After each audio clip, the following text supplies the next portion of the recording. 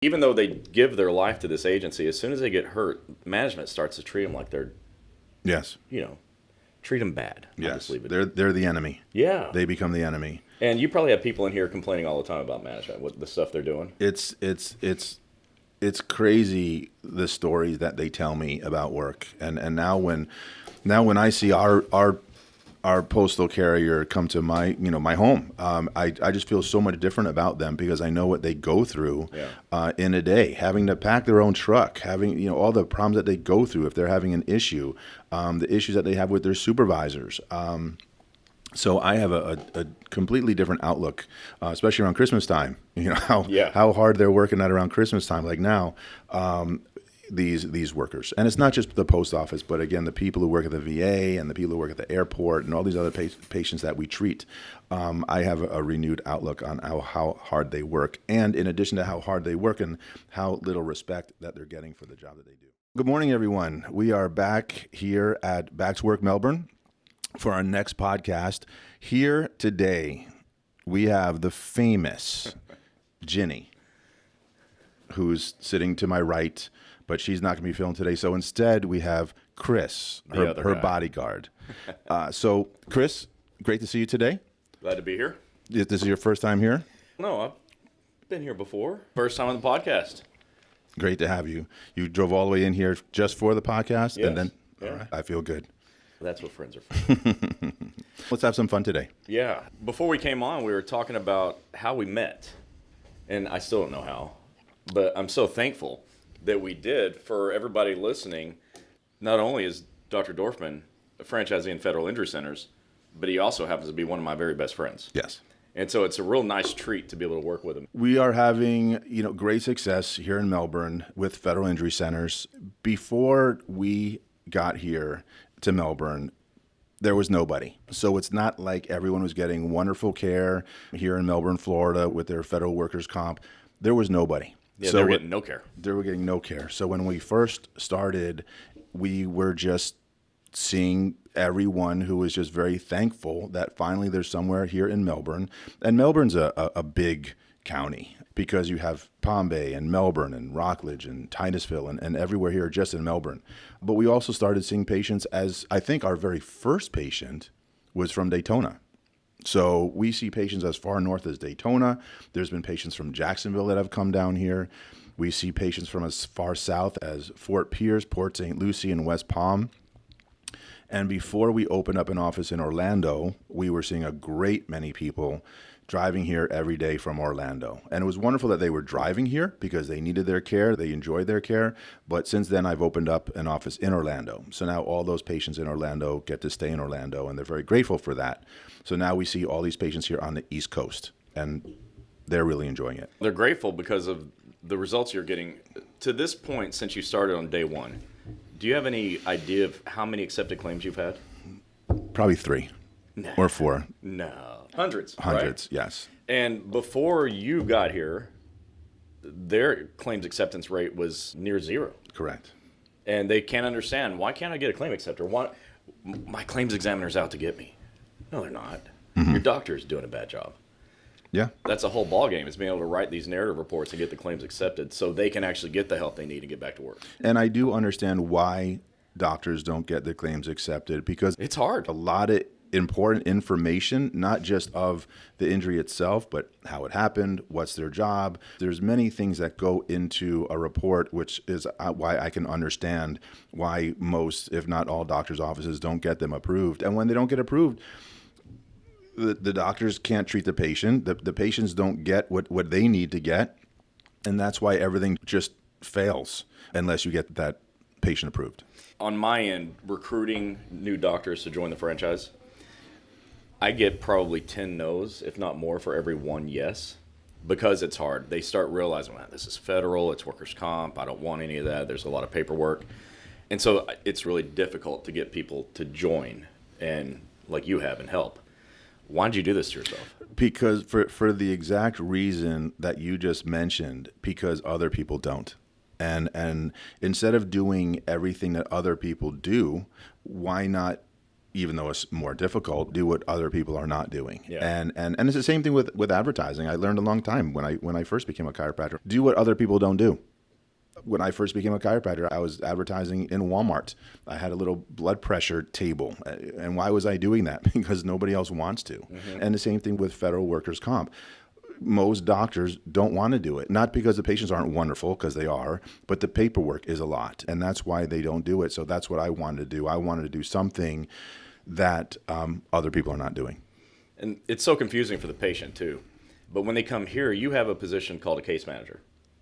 Right. Three of them. So having case managers in the office to guide the patients really relieves their frustration, their confusion. Yes. And that's something that's different from other doctors as well, is that you have decided to bring on extra staff that no other doctor would ever have because the patients need them. It's an incredible thing that you're getting done here. But one thing I was just thinking about is you were telling me a story, speaking of all the way in the beginning for you, right? You told me a story maybe a year ago about a mobile chiropractic clinic you had where you were... Yes. Tell people about that. It's a really interesting story. With Dr. Jeff Solomon, way down in Miami Beach, I had a mobile chiropractic center. So I was seeing patients all day long at their place of business, at home, everywhere from Fort Lauderdale into West Palm. It was great because you're seeing patients that don't make it to the doctor's office because they're too busy working or they're in too much pain. They can't get to the doctor's office. So to make a difference in someone's life, even though it makes your life more difficult because you're working from early in the morning till late at night, even though it's making your life more difficult, you're making a big difference in someone else's life. For example, by being mobile, having a mobile chiropractic center, which was amazing. And Jeff still does it down in Miami, just making a difference in a person's life. And it's the same thing with the federal workers' comp. You're making a huge difference in a person's life because they don't know what to do. And they're in pain every day. And if they're working in pain every single day, and these people give their lives to the post office or to the airport or to the VA, they're giving their lives to these organizations. And, the minimum that they can do to give back to them is to allow them to treat and not just put up walls in front of them when they're trying to treat for the injuries. And these patients, they're not suing anybody. They're not suing the federal government. They just want treatment for the injuries that they're going through. So they continue working because they do have a retirement at the end of the rainbow. There is a retirement for them if they can get there. And all they're trying to do is to continue working, treat for those injuries, and get back to work, or at least work without pain. Yeah, and that's a area where injured workers, especially federal employees, there's like a stigma that they have to overcome because they feel if they report their injury, then automatically they're just going to be out of work and they don't want to be. And you're getting people back to work at a record pace, right? Yes. And I think that's important for people to realize that just because you report a work injury, just because you get therapy or go to the doctor, that doesn't mean you're automatically out of work. I think we understand that federal employees want to go back because they feel an obligation to their coworkers, right? If I'm out, then John over there is going to have to do double duty. And I think that's really interesting because I've done workers' comp in other areas, not just federal, where people want that to be vacation, right? I'm out of work. Please don't make me go back. But federal employees are really hard workers, and they all want to go back. Right. It's pretty interesting. It's their life. And like you mentioned, it's their brothers, their sisters. That's how they talk to each other when they're here in the office. And they know that when they're not at work, they're making more work for the people next to them. So they want to be there. They want to be working. But sometimes they just have injuries that are just not allowing them to either work as fast or not work at all. And yes, the stigma in workers' comp and other forms of workers' comp is, oh, I hurt myself at work and now I don't want to be there. Now I'm getting paid not to be there. And that's not what federal workers' comp is. Federal workers' comp, these are patients that want to be back to work. I've never met one patient in all the years that I've been doing this. I've never met one patient that had said to me, I don't want to be working, or what do I do to stay out of work? They all they want to be working, but they just don't want to be in pain. And you said it too, they give their life to their agency. And I think very literally, because you can be in a room with 100 federal employees and ask them with a show of hands, who's been at your agency for 20 years or more? And nearly the entire room raises their hand. Have you been with the agency for 30 years? And a shocking number of people have been with their agency for that long. But even though they give their life to this agency, as soon as they get hurt, management starts to treat them like they're... Yes. Treat them bad. Yes. Obviously. They're the enemy. Yeah. They become the enemy. And you probably have people in here complaining all the time about management, what the stuff they're doing. It's crazy, the stories that they tell me about work. Now, when I see our our postal carrier come to my home. I just feel so much different about them because I know what they go through in a day, having to pack their own truck, having all the problems that they go through, the issues that they have with their supervisors. So I have a completely different outlook, especially around Christmas time, how hard they're working around Christmas time, these workers. And it's not just the post office, but again, the people who work at the VA and the people who work at the airport and all these other patients that we treat. I have a renewed outlook on how hard they work and how little respect that they're getting for the job that they do. Yeah, and that's just going to get worse for them. This is peak season for most federal employees, but especially postal employees. They're delivering all the Christmas packages, and then after Christmas, they got to do all the returns. And a lot of injuries are happening during this time because they're just working so many more hours and there's so many more packages, I think. And so they're getting hurt. I worry, because I see it every year, that during this time, someone's going to get hurt. Lots of people will get hurt and wait more than 7 days to report their injury. Yes. Because I need my overtime. And overtime's a big thing. And I get it. I understand. But if you're the rub some dirt on a crowd, you're going to lose your valuable benefits because of waiting. Very few patients know all the great benefits that they do have provided to them if they fill out their paperwork On time. and if they report to their supervisor and do the necessary forms that no one tells them about. When they come here or when they call our case managers and we explain this form, that form, your CA1, your CA2, and all the various other forms that are important, oftentimes they have no idea. Yeah, it's deer in the headlights. What we're talking about because nobody told them. They don't provide them with the paperwork. There's not a training manual. They don't provide them with a doctor. Yeah. And they're very appreciative when they get in touch with us. They usually find us either from a coworker who was nice enough to refer them in, or they found us on the website when they're a federal worker and they're injured. Just Googling words like that, they find us. But until they find us, oftentimes they didn't know what to do because no one told them. No one told them.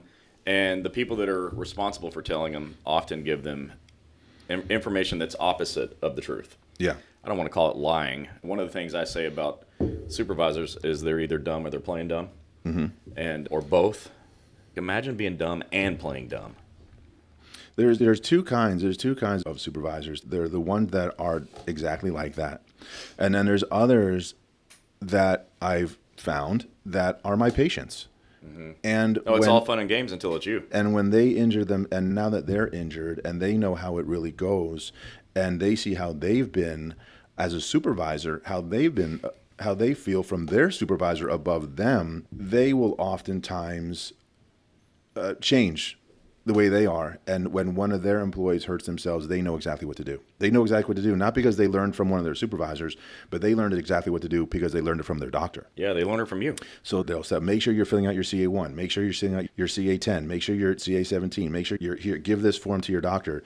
They know what to do because they've been through it. They learned from the doctor's office. Yeah. Unfortunately, too many of them learn the hard way. And like I always say, you need the information before you're injured.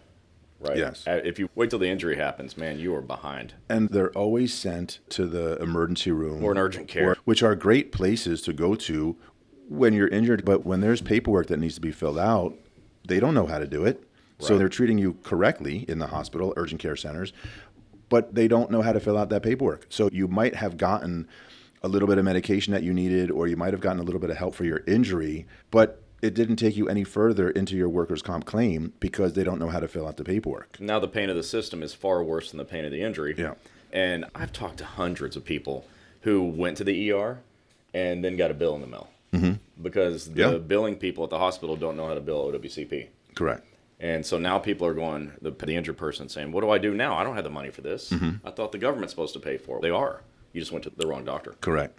And there are patients that treat for months that are still going through this, that they every now and then they do go back to the urgent care center or they go back to the ER. They still don't know what to do, and they haven't been injured for a day or two. They've been injured for months, and they continue to go back there because they haven't gotten the proper education. And when they finally reach us, they're like, wow, where have you been all my life? And right here. And not just us, the other federal injury centers, and finally give them the right information and get them right on into the office. And what I do when I see a new patient is not only do I speak to them first on the telephone, whether they found me on the internet or from a coworker. After they speak with our case managers and make their first appointment with our nurse practitioner, I make sure that I'm seeing them on that first visit after they see the nurse practitioner to answer any of their questions, making sure that now throughout the rest of the treatment, if they have any questions or any problems, they always have my cell phone number so they can reach me throughout this entire plan of treatment. You're the most reachable doctor I've ever known. I've been doing healthcare for 30 years.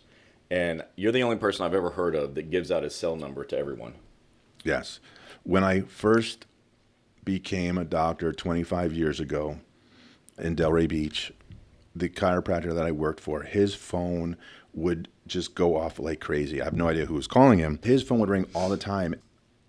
I thought that made him important. Wow, he's so successful. He's so important. His phone is ringing 24 hours. I wanted to be that way.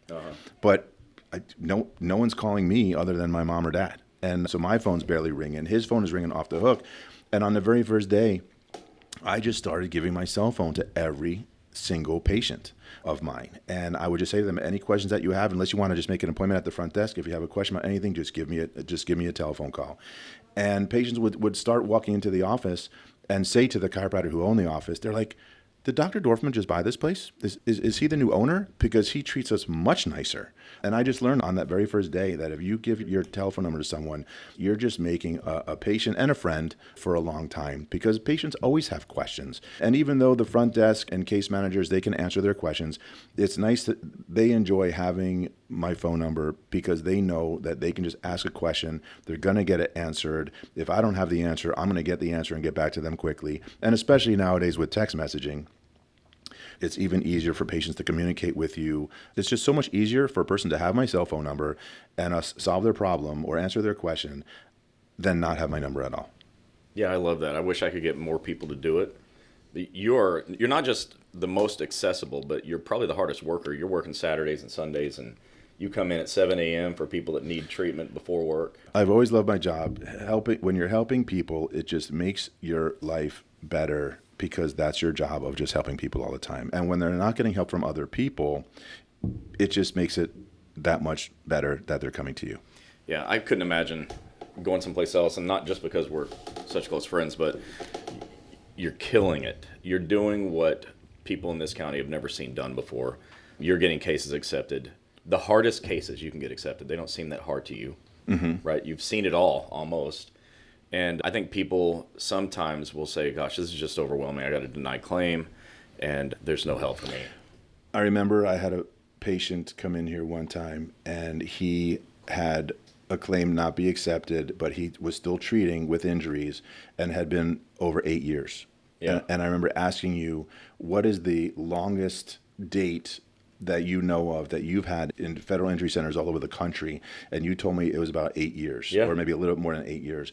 And this person was 8.5 years. And I knew we were going to get it accepted. And the only reason I knew it was going to get accepted is because he was really injured. Yeah. He's really injured. He just needed the right paperwork to be done and completed properly. And that's all we did, was we completed his paperwork properly. And I think within 2 or 3 months we had it accepted.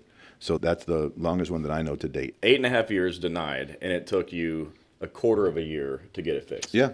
It wasn't difficult because he was very injured. And when someone's very injured and they have all the documentation and they have the MRIs and they have other diagnostic testing and they've been going to doctors, it wasn't hard at all to get it accepted. We just had to put it all together. Yeah, that's a lesson for everybody that's listening to this, that you don't need to needlessly suffer with denied claims, because we can fix it.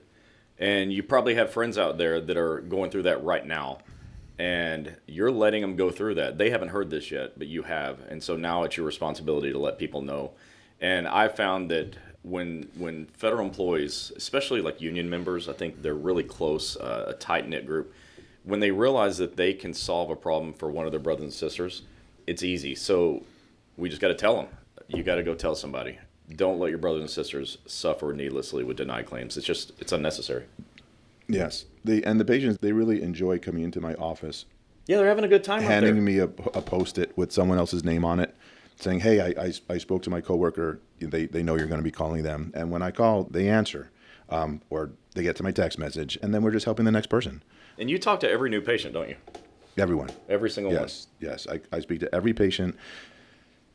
Just to make them feel nice and warm and comfortable that they have finally reached the right place. Yeah, they're in the right place. They've called so many people that deny them and say, no, I'm sorry, we don't do federal workers' comp. I explained to them that when they come here, you're going to see all the posters on the wall. You're going to see your YouTube videos, yourself and Ginny here at the front. You're going to know when you walk into this office that we treat federal workers' comp. Right. Because you're going to see the posters everywhere. You're definitely in the right place. So let your friends know this is where you go when you have a federal workers' comp injury. Don't suffer needlessly at the urgent care. Don't go to the ER. You don't need to call an ortho day one. That's what they tell each other. You need an ortho. And then they say lawyer up. You don't need a lawyer. You need a good doctor. And this is where it's at. How do people call you? They can reach me here in the office, 321-608-8888. Or, of course, my cell phone that we've mentioned so many times, area code 954-818-3160. The office is 321-608-8888, my cell of 954-818-3160. And you mentioned orthopedic doctors. We work with a whole bunch of orthopedic doctors here and in Orlando. And orthopedic doctors, they do great work on your body, but they also don't know how to get the claim accepted. And that's what they want. So a lot of patients will automatically be injured and they start calling to the orthopedic doctors. And they're 100% of the time, no, we don't do federal workers' comp. And because most don't, but they also don't know how to get the claim accepted. So even if they do accept federal workers' comp, they see the patient and can't get their claim accepted. So what we do is we make sure that we get that claim accepted and refer that right back to the orthopedic doctor. So a lot of time orthopedic doctors will contact us and say, hey, I've got this new patient, but other than treating them, I don't know how to do the paperwork. Yeah. So they'll refer the patient to us. We'll do the paperwork. We'll get them approved, send them right back to the orthopedic doctor so they can do what they do. Taking 100% of the hassle out of the process. Yes. All right. Well, you can also find Dr. Dorfman at www.federalinjurycenters.com. Check the locations tab. Scroll down to Florida. And then Melbourne and Orlando.